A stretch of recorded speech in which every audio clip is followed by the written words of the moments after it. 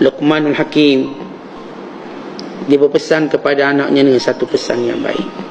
Dia kata, ya bunayya, amrun la tadri mata yalqaka, ista'idda lahu qabla an yufji'aka. Wahai anakku, ada satu perkara yang kamu tak tahu bila dijumpa kamu, yang ni mati. Kamu tak pernah tahu bila mati akan jumpa kamu. Kerana itu bersedialah untuknya sebelum dia datang mengejutkan kamu. Kata para ulama bahawa al-mautu, ini Abdullah bin Mas'ud kata, al-mautu ya'ti baghtatan, faman yazra'u khairan yushiku an yahsuda gharbatan, wa man yazra'u syarran yushiku an yahsuda nadamatan, wa likulli zari'in mithlu ma zara. Maksudnya, mati sifatnya bila datang mengejutkan. Tetapi walau kita ni untuk tengok sakit lama, kita kata dah mati lama, dah dipatut mati lama. Bagi orang yang sakit itu, setiap kali ataupun bila datang dia mati, dia tetap rasa mati itu datang mengejut. Kerana apa? Kerana setiap orang sakit sentiasa berfikir dia akan sembuh satu hari nanti, dan berangan-angan akan sembuh. Sebab itu tidak ramai orang yang sakit bertaubat, kerana dia rasa dia boleh sembuh. Tak ramai orang sakit taubat. Tak ramai orang sakit berazam lepas sihat nak jadi baik, nak jadi bagus. Tak. Dia cuma sakit kejap hati baik lah tu. Dalam hatinya, dalam akal fikirannya berfikir dia akan baik satu hari nanti, dan dia akan kembali buat sebagaimana apa yang dia buat sebelum ini, rutin dia. Kalau jenis dia kerja pagi balik petang, itu yang dia buat.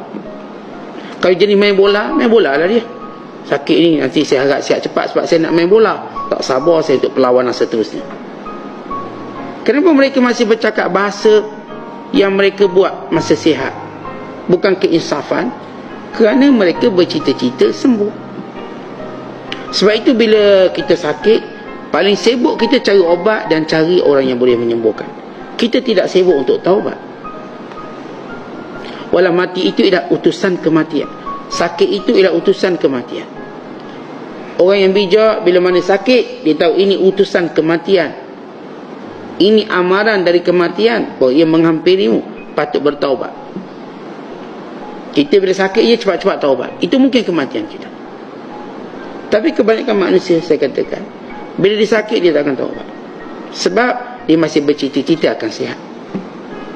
Seteruk mana pun sakit. Ni kanser stage 4. Doktor kata, awak ni kalau ikut ilmu saya 2 bulan. Doktor bukan Tuhan. Doktor bukan Tuhan. Ayat tu betul, tapi yang dimaksudkan lain. Dia tetap lalai. Okay, kita akan lawan kanser. Buat apa? No, zombie. Dia zumba. Dia beradik dah tu, zombie dengan zumba. Kita berzumba, kita perangi kanser. Kita buat satu grup memerangi kanser. Dia nak berperang dengan kanser pula. Maksudnya lupakan kanser, menari, menyanyi, hiburkan hati, tak mungkin. Doktor cuma manusia, dia bukan Tuhan menentukan umur kita. Ayat tu betul, tapi digunakan dengan cara tak betul. Yang sepatutnya dimanfaatkan waktu untuk taubat, untuk dekat dengan Allah. Tak, dia tetap nak menari juga. Pakai colour pink, nari. Kumpul geng-geng, perangi kanser. Itu nak lihat kelalaian manusia. Dia tak agak suka untuk mempelajari tentang hakikat hidup ini, yang mati ini pasti.